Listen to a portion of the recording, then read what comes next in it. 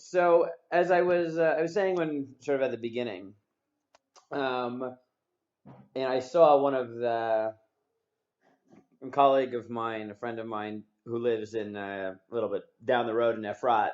He said one of the interesting things about this whole insanity is that a whole bunch of halacha that we don't really think about too much became relevant. And one of them has been this ongoing debate about porch minyanim and backyard minyanim, where you're not in the same place, but you can see each other, and can you join? And again, I want to focus a lot on the tshuvot and the basics of the sugya, but I also want to talk about some of the meta issues that came up here, because obviously the reason we got into this was because in different communities, in different ways, there have been shutdowns of shuls. In Israel, it's been much more intense, and we couldn't for a few weeks go more than 100 meters from our house, unless it was for food or for medicine or a variety of other things that were deemed essential. But minyanim were shut down, especially since yeshivot and shuls and Batei Knesset were the places in Israel where most of, or the highest percentage of cases of the coronavirus were spread.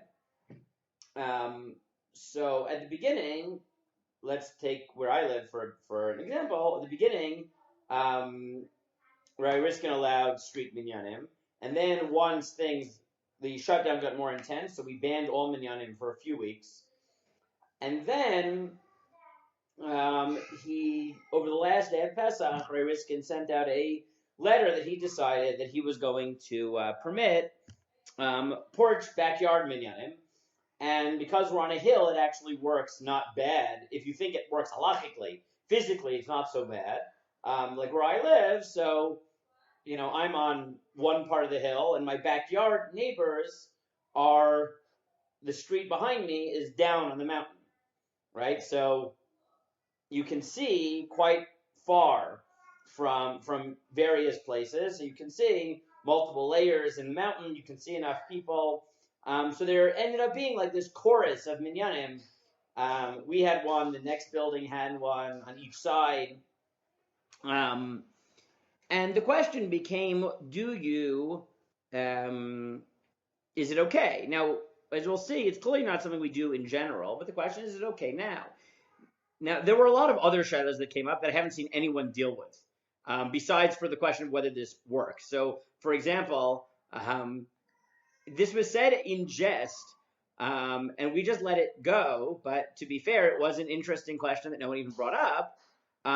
When we had this porch backyard minyan, so our families all joined, right? It was great.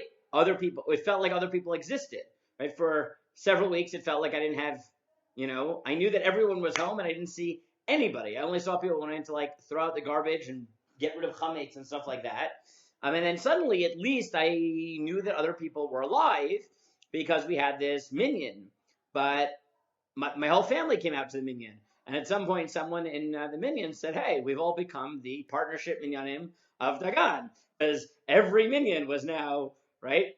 It was family style. We all had our families there. There was no separation. There's no mechitza. I haven't seen a single tshuva deal with this question. I assumed it was fine. I still think it was probably fine, though I'm not sure the minyan worked, which may be why it was fine. I don't know. But what before we look at the sugya, the meta issues of whether we have a motivation to do this were that, on the one hand, we don't want to have minyanim in shul because we want to avoid contagion. On the other hand, people are going absolutely crazy, both because schedule and regularity is part of what keeps us sane in general. Regular religious ritual is important. It's part of what keeps us going. And social isolation is driving people crazy, and people's mental health at some point has to be taken into account. And therefore, to allow some sort of communal davening experience, especially when they didn't allow it on Seder night. And no, Seder is when people get together a family and everyone here is alone. To allow something, right? There was clearly a motivation there. And therefore, we were already entering the territory of Sharat Chag, which we talked about at the beginning of the year, that when we're in that realm of Sharat Chag, of extenuating circumstances, we sort of know the conclusion we want. The question is, do we feel like we can get there with integrity within the bounds of halacha? And this sort of minor issue became a machloket, I think, not just about the local issues, but about the meta issues. So let's look at some of the main sources, and then we'll, I'm not going to read through all the tshuvot, but I want to look at. You want to say hello, Ezra? Okay, you can say hello. But oh,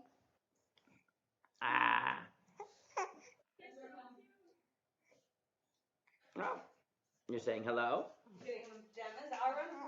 Aaron, you also want to say hello? No, okay. Just Asher wants to say hello. Okay, so you want to go get in pajamas? No? You want to stay here for a few minutes? Okay, you stay for a few minutes. Okay. So let's look at some of the basic sources, and then I want to try to, again, frame the tshuva. Okay, you can go get pajamas. Go get pajamas.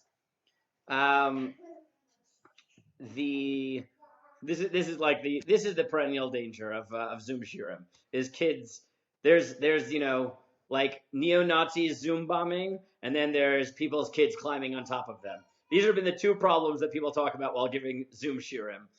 Thank God, that's why we have these like layers of security for our shiurim, so we don't have the Zoom bombing problem. I know certain shuls where that happened. Rav Asher Weiss had a shiur that was Zoom bombed by neo-Nazis. It was not a good situation. Okay, so let's look at some of the basic issues here. So if you look at the Word document that I shared in that file, these are just some basic sources. So there are really two main sugyot. One is this Gemara in Brachot, which tells you about the ways in which you can combine for Birkat Hamazon with different groups in different places. Say it again. Oh, you don't have access to the file? But Jamie, you said you found the file, right? So where is it? I don't know where you got you. Okay. I mean, I can screen share it for now. It doesn't matter. I'll screen share it for now. Probably easier this way, anyways. But in general, that's where it is. So there are really two main sugya. One of them is very, very complicated, and I just didn't think we would get anywhere if I went through the whole sugya in depth, which is the Gemara in Eruvin. But the Gemara in favor, shall we say, of these minyanim is this Gemara in Brachot that talks not about minyan, but it talks about benching. So the Gemara there says, or the Mishnah says, that shtei chavurot shayu ochlot b'vayit echad bizman shemiktzartan roin elu et elu harei elu mitzarfin lezimun v'im lav elu mizamnin la'atzman v'elu mizamnin la'atzman. So the Gemara there tells you, Mishnah there tells you that when it comes to Birkat HaMazon, when it comes to Zimun, so if you have three people, you have two groups in one house, in different parts of the house, but they can see each other, so they can combine for Zimun. Now this obviously, right, the minyan issue is going to be limited to combining men. The Zimun issue is not. The Zimun issue is for any Zimun, male or female Zimun. So if they can see each other, that's the qualification here. So then they can join. V'im lav, if they can't see each other, so elu mizamnin la'atzman, ve'elu mizamnin la'atzman. If not, they have to stay in two separate groups. So here we see two things. One is that the qualification for combination of these groups is sight. But the second thing is that we're talking specifically, it's clear that we're not talking about one person and one person. We're talking about a independent unit which could be its own zimun in each place. Because what the Mishnah tells you is if they see each other, they can be a group of six. And if not, then each group makes their own zimun, which forces us to ask that even in the context of Birkat HaMazon, it's clear that sight allows them to combine, but it could be that sight only allows people to combine if they are already halachically recognized groups, and then they're allowed to make a larger group. But it doesn't tell you necessarily whether you can create a halachically significant group with the only standard being sight. The Gemara then adds that Tana in Yesh Shamash B'neihem, if there's a waiter that serves both groups, so Shamash Mitzarfan, so the waiter can combine these groups to be viewed conceptually as one. And this is Nifsak L'Halacha in number 2, in Shulchan Aruch Kuf Tzadi the Shtei Chavarot She'ochlot B'Bayit Echad U'B'Shnei Batim, and here it is clear that it's not just in one house, it's even in two. So if they see each other, they combine. And if not, they don't combine. And if they share a waiter, so then they combine. And this presumes that they entered the meal having in mind that they would join together.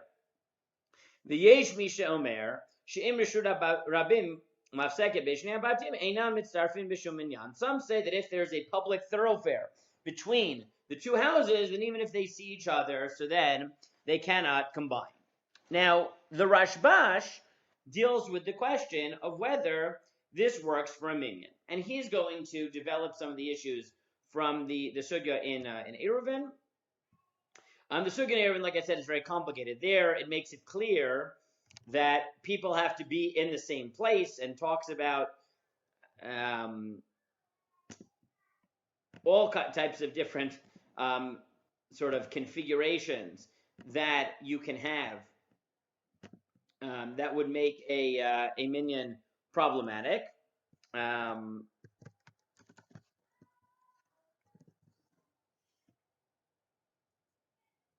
me.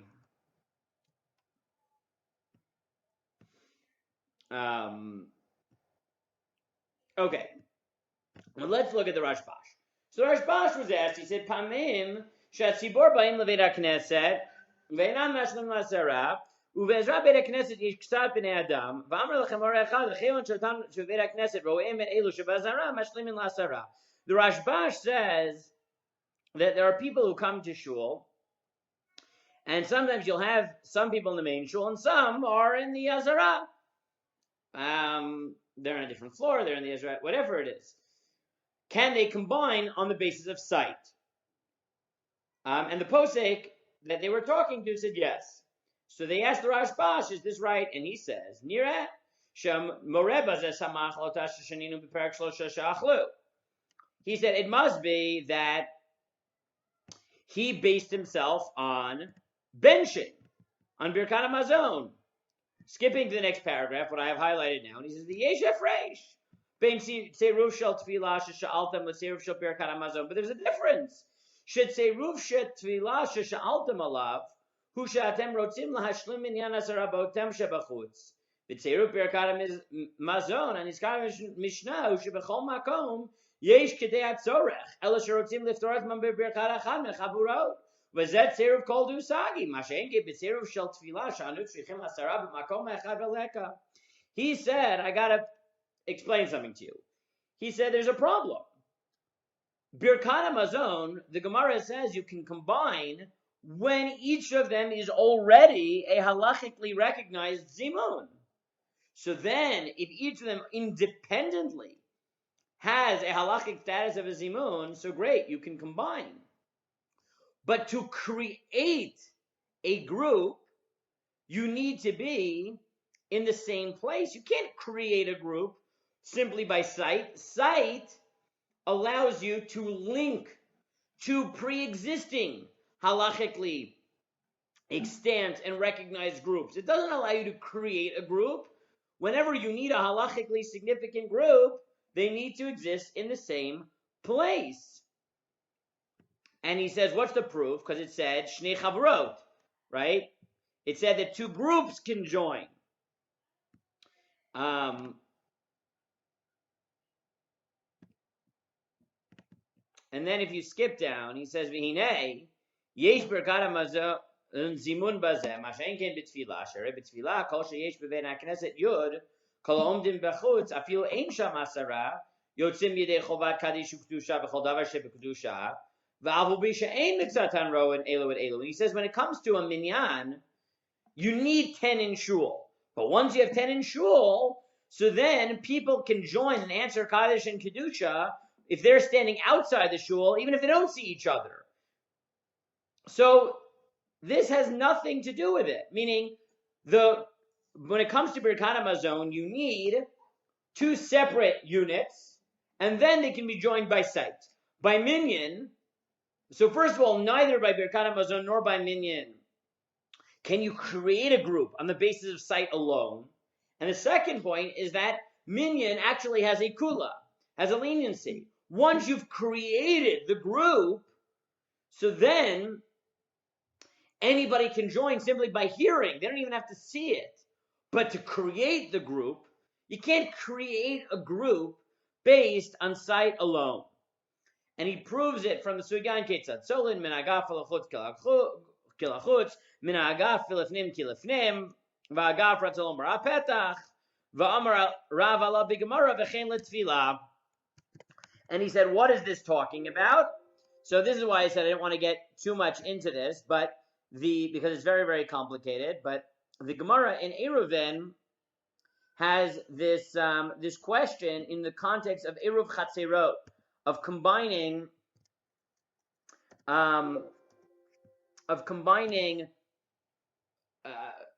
different parts of a chatzer for the purpose of creating an eruv. And the Gemara there talks about different ways in which you consider a chatzer part of one group, different configurations of a small chatzer that opens into a big chatzer. So from the vantage point of the big chatzer, they don't see any wall between them.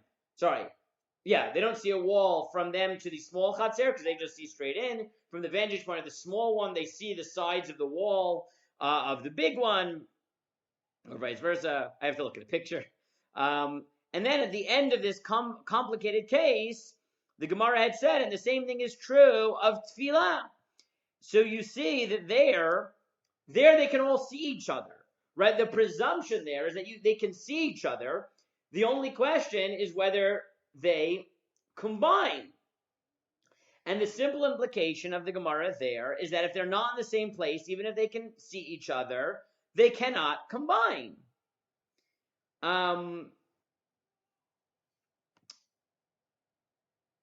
Okay, I'm going to skip now to the Rashba. So the Rashbash tells you that there are 2 reasons that this doesn't work, right? One is that sight is only ever a mitzaref it only ever combines pre-existing groups. It doesn't create a group. And the second is that tefillah and Birkat HaMazon are somewhat different in their standards. And he proves that in the context of minyan, you need to be in the same place to create the minyan, and that's what he proves from the complex sugya and Eruvin of these people can clearly see each other, but aren't allowed to combine for the purpose of Eruv Chatzerot or minyan because they're in different courtyards. The Rashba, on the other hand, says as follows. If you look in 4, he says, Sha'alta, you asked, Al Masha Samchu B'chol Glilotenu, She'eshliach Tzibor Omeid B'teva, She'gvo 10 V'rachava 4, V'sheish L'mechitzot Gvohot. U'motzir Rabim B'tfilah V'onin Nacharav Kaddish V'chol Davar She'B'kedusha. The person asked him, he said, wait a second. If you need to be in the same place, then why can a chazan ever daven with the rest of the shul? Because in general, in halacha, a reshut, a halachic domain, is 10 by 4, which is not so big, right? 10 tall, 4 wide. And they used to have, basically, right, their bimot, the person is standing on this bimah. V'i mishum de Rishu ben Levi. And if you're going to point to Rishu ben Levi, damar ein mechita shel barzel mafseket ben Yisrael avim b'shamayim, and maybe you'll point to the Gemara in Sota, and this is what the Rashbash said in the part that I skipped over, that when you already have a minyan, anybody even behind the walls, even outside the shul, as long as they hear the minyan, can join, because even a metal wall can't separate between the Jews and God. Lo nemru divrei Rabbi Shmuel b'sheish asara b'makom shliach tzibor. That seems to be only when there's 10 where the tzibor is davening, and then you combine from outside. So then he says, Tshuva, kol mashamu perakol gagot, all that sugi and eruvin that I mentioned, that bekranash nifritza b'miluah l'gdola, lo amru ela bebatim v'chulakim, lefi shezeh b'fnei atzmo l'tashmisho, v'zeh b'fnei atzmo l'tashmisho. He said, the reason the Gemara in Eruvin thinks that two houses or two courtyards that join into each other can't combine, that's because they are set off for different use. And nevertheless, afilu hachi kol shenifritza ktana b'miloah l'gdola nerom kilo aktana pitcha shogdola v'ragdei gdola b'ktana. And yet, under certain circumstances, we'll view it as if the smaller one is part of the larger one. And he says here, aval teva, skipping down, im eyotak voha v'rachava ba'alat mechitzot lo l'tashmish b'fnei atzma omedet el l'tashmish b'eit hakneset v'raglei b'eit hakneset b'teva. He said the chazan question doesn't bother me at all because the bima is clearly there for the purpose of the shul. That doesn't separate it at all. So he just skips over that. I'm going to skip down here. Right, and therefore it's as if he's part of the minyan. And therefore, no matter where you are in the shul, you combine with the chazan. And then he proves it from the Gemara in Sukkah about the shul in Alexandria, where it was so big they couldn't see anybody. They were just, right, they would have semaphore, they'd have flags telling people when to answer Amen. And then he says, Od ani omer, now I'll push it farther. She'efshar lomar, you could say, shekol shero'in elu et elu, kihilu ve'heim b'vayit achad dami umitzdarfen, v'dumya dizimun sheberkat hamazon. And it could be that sight alone will combine them like by Birkat HaMazon. Now this is problematic because he clearly, first of all, he extends from Birkat HaMazon to Tfilah. And the second thing he does is he rejects the Rashbash, who says that when it comes to Zimun, it's only in a case where you have two pre-existing groups, but you can't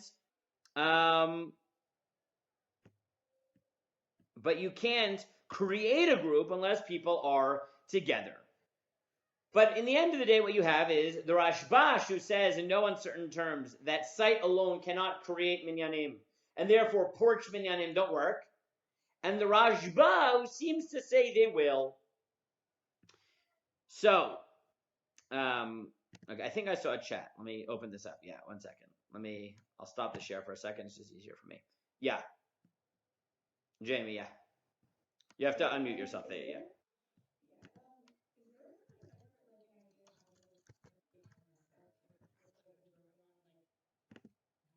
Having what? Oh yeah, so that was the Gemara in Eruvin that he quoted. So not a Meturgaman, but semaphore, right? That's what they say from the Gemara in Eruvin, from the Gemara in Sukkah rather. Yeah, the shul in Alexandria, they discussed that they were in one shul, but they couldn't see the front of the shul. So what they would do is they would have semaphore, right? When they would say Yehei Shmei Rabbah, they would what's it called? They would, Amen, Amen, Yehei Shmei Rabbah, the signs. Right, that's part of his proof that, you can, they're all part of the same shul. But right, what the Rashbash will tell you is that, yeah, but that's only once you have a minyan. Once you have a minyan and you're in the same place, that's great. But you can't create a minyan by sight alone. That's talking about a shul that has many people in it, but they're in the same place. But to create a community like that, it doesn't work. So if you look at Shulchan Aruch here, so let me share it again, and then I'll. So how do we paskin? So Shulchan Aruch is a bit complicated. Shulchan Aruch says You need all 10 people in one place with the chazan. And if someone stands in the door from the right, and if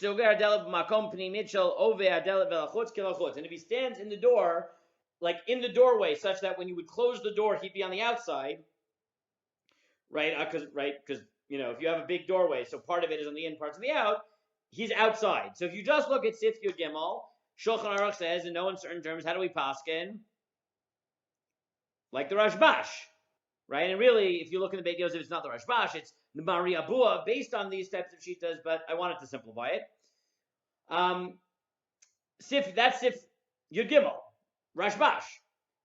The Sufya Dalit, Shulchan Aruch says, Misha Omeid Acharei Beit HaKnesset U'B'neihem Chalon.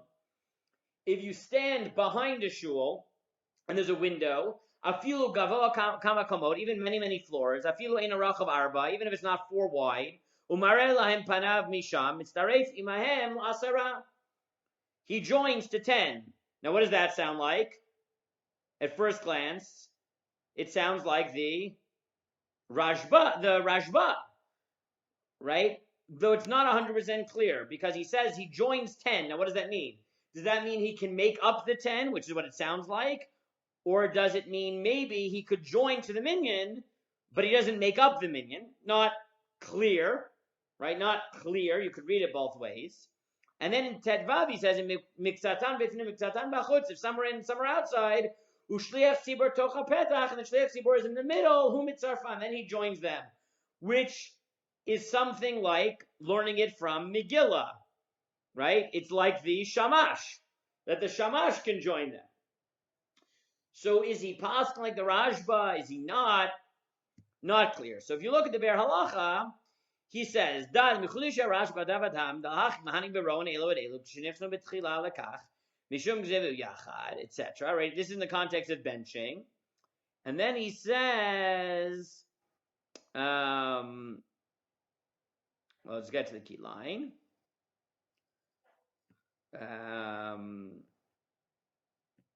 Ramban, etc. The Rashbash kadav dafka b'shtei chaburot. He said that, remember, the Rashbash only says this is when you have 2 pre-existing groups. You can't create a group from different places, right? That was the Rashbash. And he says, Ubenet yoter mistabra kedivrayim. He says that makes sense, right? Me'ikra adin, I want a paskin like that you can't combine unless you have the people in one place. V'lo chilek sham klal bein roin zed le'ein roin. And there's no difference whether you see or you don't see each other.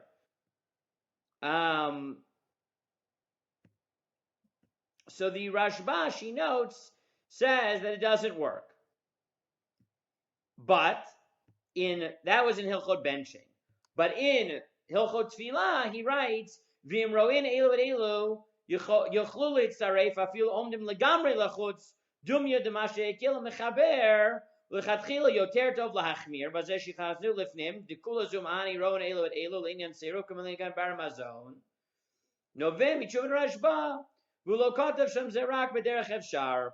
So the Mishnah Brura, the way he understands Shulchan Aruch, right? So how does the Mishnah Brura understand Shulchan Aruch? He says, look, Shulchan Aruch in one sif says, like the Rashbash, but in the next sif it sounds like he paskins like the Rashba. Meaning in one sif he says like sight is enough, and the other one he says it's not. So what's his solution? His solution is l'chatchila b'diavad.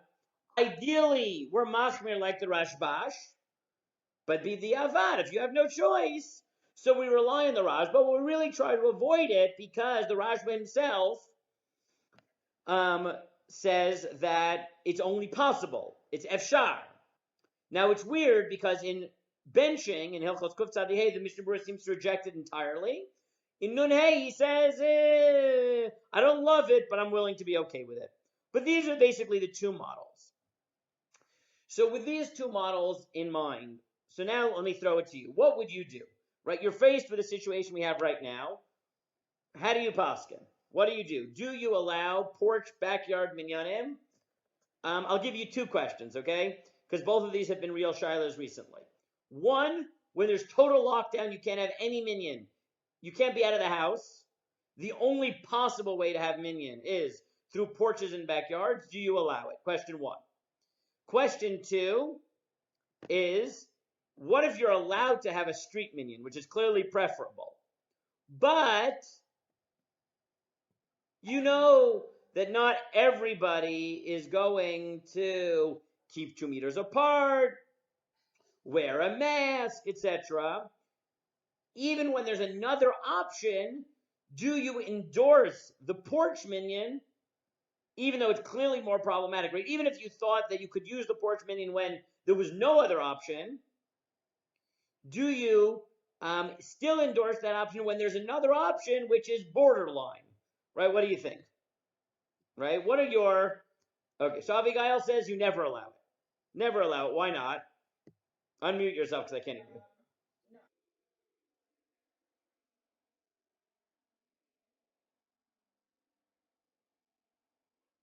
Which you don't allow which? You want to allow the porch minyan. Oh, okay. You don't want to allow either. So why? You don't want to allow either because maybe porches are also problematic. Maybe you're spreading it through porches. Okay. So halachically you don't want that, and you don't want the street minyan. Okay, good. Meaning one way to take it is, look, the Rashbash is just right. Forget everything else, right? He's just right. The notion of community are people who are in the same place. Once you have a community, you want ancillary people to combine, so everyone agrees you can listen from outside. But you can't be, just because we're in an extenuating circumstance, doesn't mean that you can rely on this Efshar and the Rashba that say you can create a community based on sight alone. So, right, now who basically takes Abigail's position?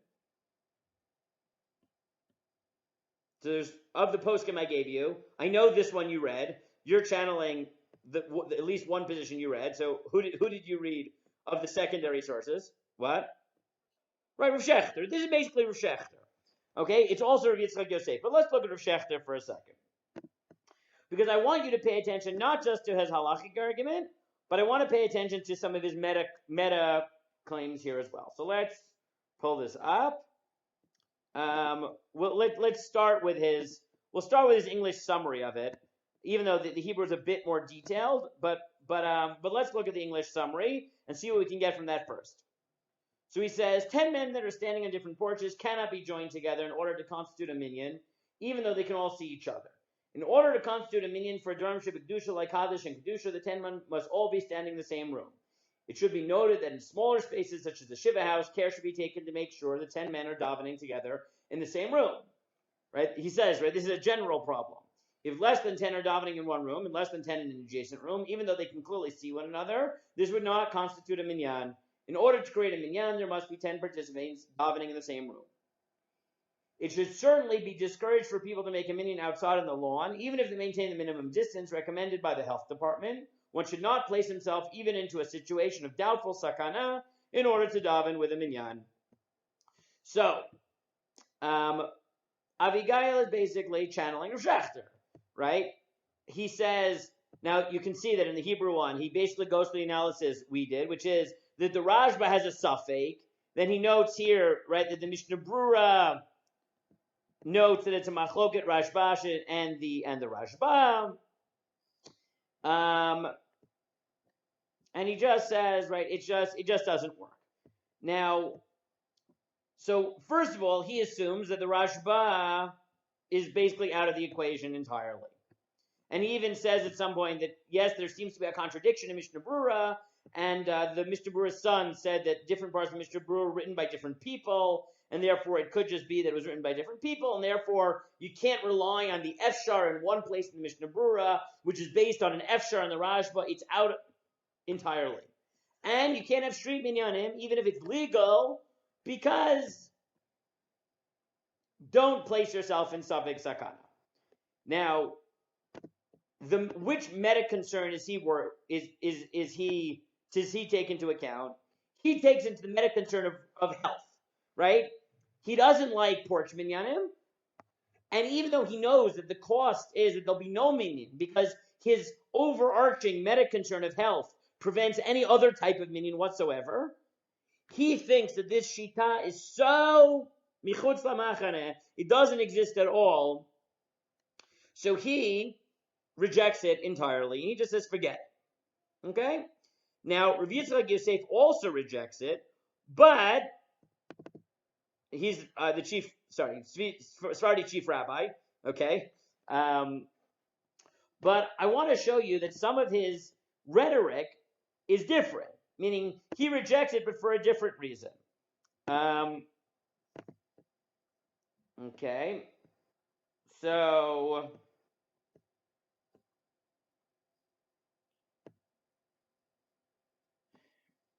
look at what he says. First, like Rav Shechter, his meta concern is health. Bereshit varenu ani chozer mavir shal pidat Torah chayavim lishama be'echlet l'anchayot misrad briyut shelo lekayem tefilot b'minyan afilu b'marchev patuach. First things first, listen to the health authorities. Don't make a minyan in an open space anywhere. This was when it was still illegal. Now they've said it's okay, whatever. Unless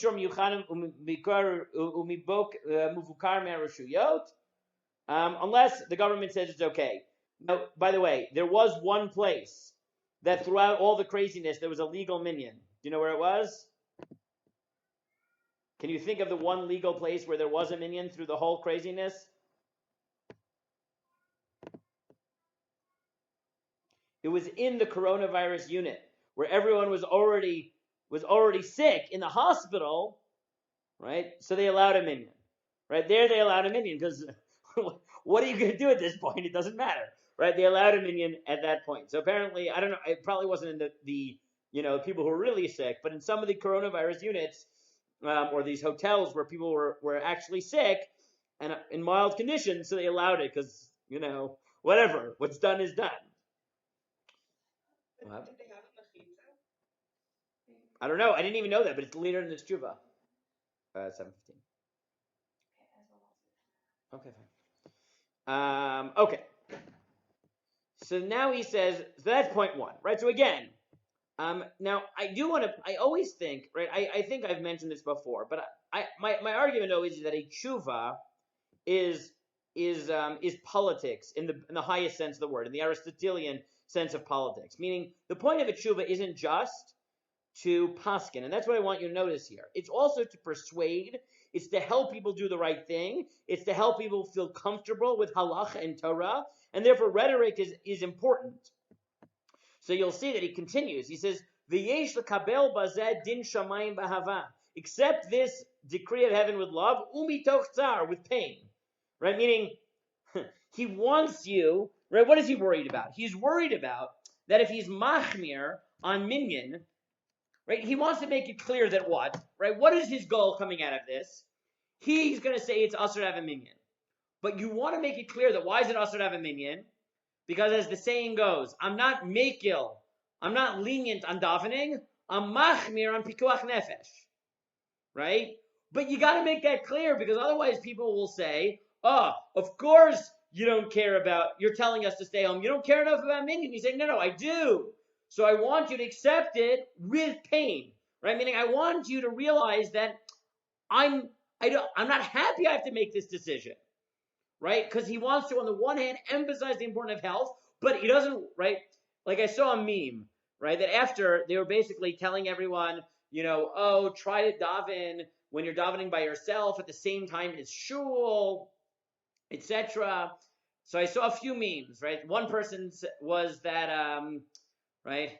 For 25 years, I've been davening at home, and now the rabbis want to tell me how to daven b'yechidut, right? Like, no one wants to think, right, that this is now you have a head there, right? And then there was another one someone sent on one of the WhatsApp groups, is a son says to his father, Abba, how many years have you had the coronavirus for? You always daven at home, right? Meaning, right, you don't want people to think that this is that the reason we're saying this, we don't care about minyan, right? You need to rhetorically, while being machmir, your meta concern also has to be to say, but we're doing this because of health. It was interesting that I was talking with my neighbor, right, with Rabbi Bezalel Daniel, and at the beginning of this, we said it didn't bother me so much to daven at home, or him, and he said, it's one of those funny things for us, like my primary involvement in Avodah Hashem is Talmud Torah. And like, I like going to shul. I think it's important. I'm obligated. But if I decide halachically I shouldn't go, so I'll daven at home. But it was one of those weird things where rabbis had to talk to people who their main outlet of spirituality was shul. Right? For the average person, davening is their main outlet, not Torah. So this was dafka, a harder thing for your good average from, Orthodox male to accept, which was you can't go to shul. And it was weird because it was easier for us to say, okay, so I'll stay at home, right? Meaning I was staying at home. But what was I doing in the beginning when I was staying at home? We were still in Zman. I was learning Torah for 10 hours a day, b'iyun, right? I made like 3 siyumim on Yerushalmi, right? And I would daven in between, I felt like I had spirituality in my life. The average person didn't, right? So it was hard. So you have to somehow make it clear that, yeah, we feel you. Tefillah is really important. But remember, there's this meta value of health. So this is what he's trying to convey. Now so then he goes through the halacha. He goes through the Gemara in Psachim of Asara b'makom echad. And then he assumes, like Shulchan Aruch, in Sif Yud Gimel, that it is Asur, that we paskin like the Rashbash, and then he quotes Kedar Kodesh, a million people. Now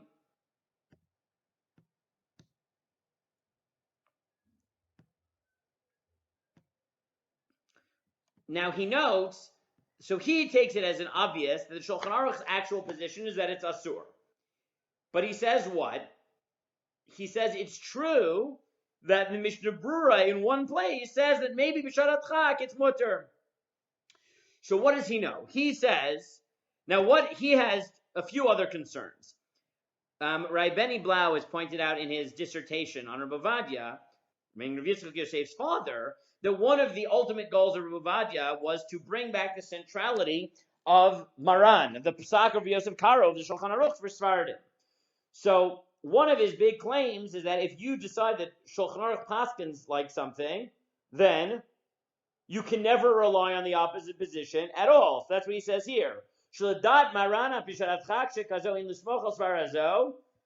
The Shulchan Aruch says it's usher, so you can never rely on it. And one of his meta concerns is that Sfardim will feel that they can never go against Shulchan Aruch.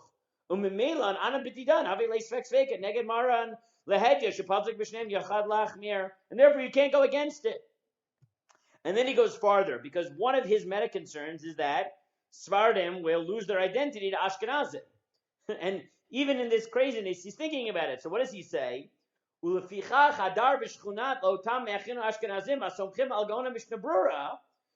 happens if you're a Sephardi, but there are Ashkenazim around who are making a minyan? You're not making it, but are you allowed to answer? He says, no, you can't even say Kaddish, right? Meaning his other meta concern, which is Svardim cannot lose their identity to Ashkenazim, comes in full force. And he knows there are going to be Ashkenazim who are going to say, but the Mishnah Brura says you're allowed to rely on it, B'Shas al-Chak. And he says, not only can't you make your own minyan, but I don't even want you to join with an Ashkenazi minyan. Now he really thinks Ashkenazim shouldn't even do it, which he notes here, like Rosh Hashanah, and he says, like the Gra and the other sheet in the Mishnah Brura, etc. But he also, on the other hand, wants people to feel like tefillah is important. So he's so uncomfortable with the porch minyanim that he pulls out a different sharat chak. And he says, here's my solution. I want people to daven with a minyan. But I don't want them to daven with a porch because it doesn't work. And I don't want them to kowtow to Ashkenazi psak and join with an Ashkenazi minyan even if they can. So he pulls out the different one, and that is the phone minyan. He's so convinced that this is crazy, but he wants to find his own shas hatzchak psak. So he says, if you live mirpasot, you have two options. Ashkenazi, join Ashkenazim on the porches. V'yesh lo efsharut o letzaref elehem o leminyan shemushudar derech hatelephone. Ba'asara mitpalim b'reshut achat b'shur reshuyot, or to join a phone minyan. Tzarich litzaref leminyan shederech hatelephone. Shlekol adeh nechshav b'shah shetziru mitpalalim, because that, at least, if there's 10 people in one place, you're davening at the same time as a minyan, and you might even be joining the minyan. And then obviously on Shabbos you can't do this. But what you see is that he also, right, wants to come up with some shas atchak psak, but he's so convinced that this one doesn't work that he comes up with the other pretty problematic one, which is, okay, just go with phones, right, which is a sugya in and of itself. What's the problem? Right, the problem is, and why is it that poskim who aren't normally I should turn the light. It's getting dark here. What's the problem? Why is it that poskim pushed on the other side to allow this? So as I said before, because they have a shas atchak. Regularity is important to people's lives. Religious regularity is important to people's lives. And being able to see people is important to people's lives. So being able to solve that by relying on a shas atchak on the Rashba, that's a big deal. So here you have, I'll pull up Rav Asher Weiss.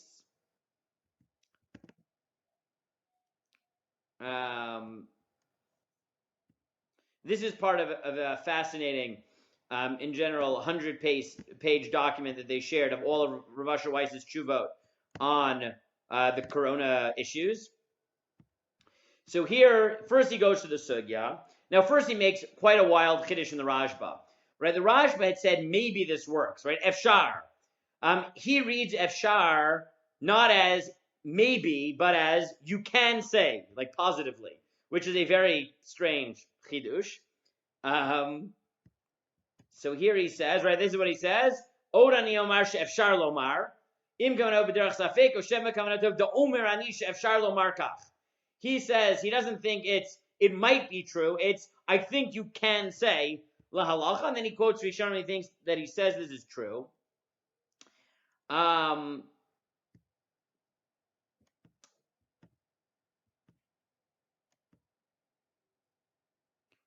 then he says, right, la halacha, that he thinks lechatchila you shouldn't rely on it, but b'diavad it's totally fine. Right, lechatchila yoter tov, etc. Because of barur keshemesh b'tzaharayim. This is for sure true.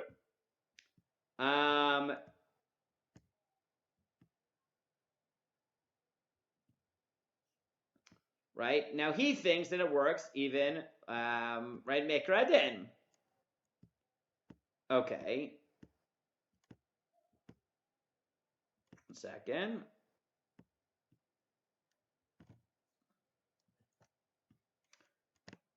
But I want to just make one point about the rhetoric he uses.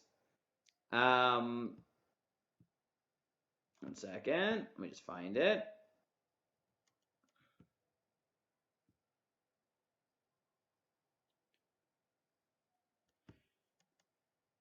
Well, let me just make this point, right? I mean, it could be that just halachically he's convinced that this works. But there's also something powerful about him saying that, you know what, it could be that even reading this as, right, you see how many he says, Baruch Hashemesh b'tzaharayim, Baruch Hashemesh b'tzaharayim, it's clear that you can do this, right? You see that what he's doing is, even though he knows that this is like a huge machlokes, right, the rhetoric he uses, he does this a lot, is very confident, which gives you, he wants to make people feel comfortable. And I think part of the reason is, and he just published a video on this, is that even now, right, why would you rhetorically, even when you know it's a machlokes, stake out a very strong position and reinforce it over and over rhetorically? This is clear as day that this is true, right? Why would you do that if you know it's a machlokes? So either you're totally convinced, which is strange because it's machlokes, he knows that, but why would you do this? So I think, and if you watch his video that he sent out, it's in English, it's like 8 minutes.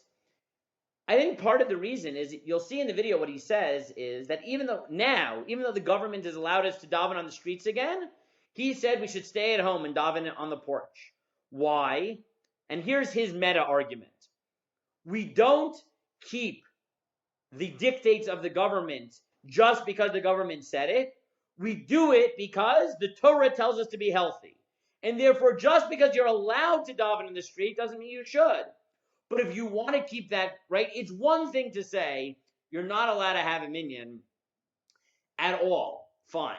It's another thing to say, even once the government says you're allowed to have a minyan on the street, which is good according to everybody, I want you to stay inside and have a porch minyan because I think it's healthier. In order to be able to do that, you need to exude confidence that this is a position you can rely on. If you say, well, maybe yes, maybe no, I don't know.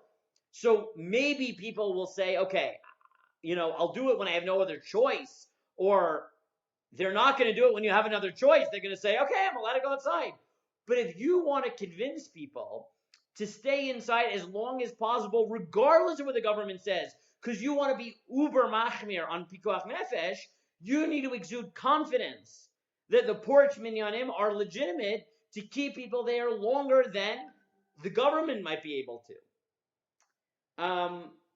And I think that's part of, now it's also his personality that he tends to exude confidence in his positions.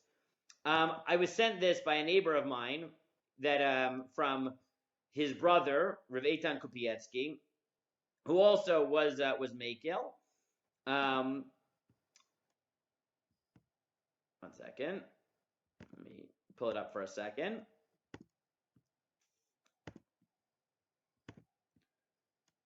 No, that's not this. Wait. Are you seeing the contrast? What are you seeing right now? For what set?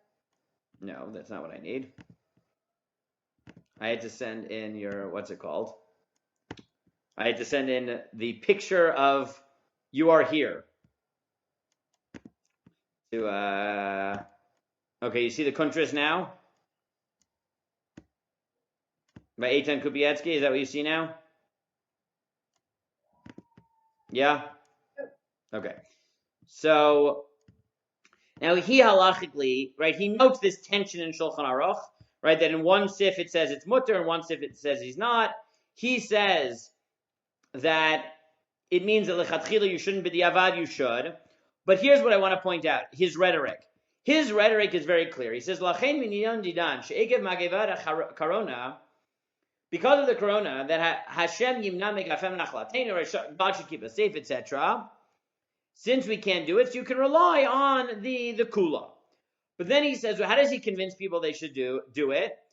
Ashreinu shatzimaom l'tfilat rabim b'minyan laviem shebashamayim ko rabash Yisrael im eina neviim b'nei neviim eim. He says, what's my proof that we should do this? Because we're so lucky that people want to daven, that they're thirsty for davening. And if the Jews aren't prophets, they're the children of prophets. This is what people are doing. It must be right. And later on, he notes that he found out that, in fact, the last time that this was used widely here in this footnote is mufla be'enai likrosh mikresh samach la'kel hayab bizman magefa b'itali shetichon Hashem likanes b'bidud. Right, one of the last times they used this was mass quarantine in Italy, right? But what's his rhetoric? His rhetoric is, look, I know this is not lechatchila, not like Rav Asher Weiss, right? Rav Asher Weiss's way of convincing people they should do it is exuding confidence. You can paskin like the Rashba. Rav Eitan Kupietsky says, no, I know this is b'diavad. I know that it's not what I would say ab initio.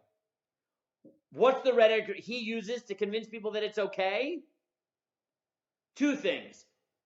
This is what people have done and always done, b'shas hatrak, and the other is, look how beautiful it is that people care about davening, right? Meaning, yes, it's shas hatrak, but the rhetoric he uses is, but remember, the meta value here is that people care about davening. Isn't that a good enough reason for us to rely on the good Jews in the street who have found a way that's safe to daven? right? That's a completely different sort of rhetorical frame to encourage people to utilize this heter, which is embrace the beauty of the fact that people like tefillah, right? Which is another sort of meta concern and a different rhetorical framing. We have 5 minutes left, and I'll note that Moshe Sternbach, he takes the middle approach. Moshe Sternbach says, and this is like the third way you can take it, which is to not exude confidence, to be, right, and not say Shazat is to express how hesitant you are. So Moshe Sternbach says, but you'll see rhetorically it's also interesting. He says, Hein kol levav davai v'kol rosh lachali b'gei yidera kashal b'shut machlak korona be'eretz hakodesh rachei olam. Right? Everyone is sad. Everyone is in pain when we hear about the coronavirus, and everyone should be healed, etc. And people are dying, and it's right. It's terrible. He says our first obligation is, and this is why I say, right, every tshuva is not just answering the question he's involved in. You take an opportunity to instruct religiously. And he says, right, we have an obligation to do tshuva, to daven,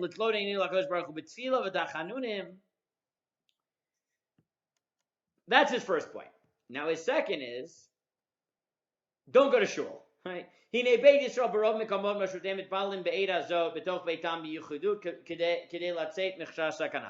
are davening at home. Now, if you want to convince people to daven at home and keep themselves safe, rhetorically you got to reinforce that. So he says,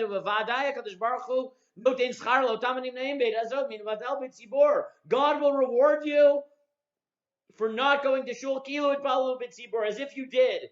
Like Chazal say, Chashav Adam Lasot Mitzvah V'Nenas Lo Asah Malo Abdiluk Asa'ah. But what about doing it through the Mirpasot?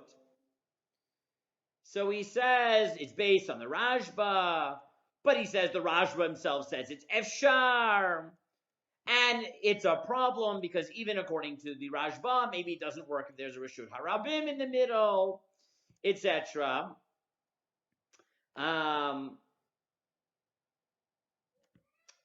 So what does he do? So he comes up with some sort of compromise. And he says, here's his conclusion, because we're really running short. You can do it, b'diavad, right? He goes through, his rhetorical frame is to, and how does he prevent this from being, right? One of the things I think that the meta concern that people don't want is that this becomes the new norm. Because, why ever go to shul if we can just do this? His answer is easy. I'm not really sure it works, and acknowledging, not like Rabbi Eitan Kubietsky that it's a suffix, but to say, that it's a b'diavad, but to say, no, I really don't know if it works at all. And because of that, rhetorically and also halachically, what he does is he comes up with a compromise. And he says, do it, but what the chazan should do is when he davens chazar hashatz, he should have in mind that it's a tefillah nidava, that it's an optional tefillah. Because I'm not really sure it's mutter, so what do I say? Look, Kaddish Kedusha, worst comes to worst, you said extra words. The real problem is if it doesn't work is bracha levatala. So the worst thing you could do is chazar hashatz. What's his compromise? Solve chazar hashatz problem by having in mind that it's tefillah nidava. Now, first of all, this accomplishes making it clear that it's a safek. On a meta level, right? It makes it clear that this is a b'diavad that's only under the circumstances. Halachically, it manages to acknowledge the fact that this is not ideal by mitigating the halachic factors. Just to say what we did in our minyan, the conclusion I came to is more of a Talmud of Schechter. I didn't want to have the minyan, but I wasn't going to be the reason that the minyan didn't happen. So the compromise we had was we'll always do, or as much as we can, we'll do heicha kedusha. Right? Where we won't have chazar hashatz, we'll all daven together, right? Like half kedusha, where you just daven together up till kedusha, and this way the chazan never repeats, and this way you don't have a bracha levatala. That was the compromise we came up with by us. I'll just finish with saying that again. What I think that is interesting about this is that there's clearly these meta concerns going on, and you see that the poskim are both poskening on the shaila, but as in anything else, in the middle of it, they're also using this opportunity to acknowledge and encourage people to recognize that it's a religious value to stay healthy, trying to make sure that the psakim that they give will not inadvertently affect health. They're trying to make sure that they don't create a new norm where shul collapses because, you've created something new.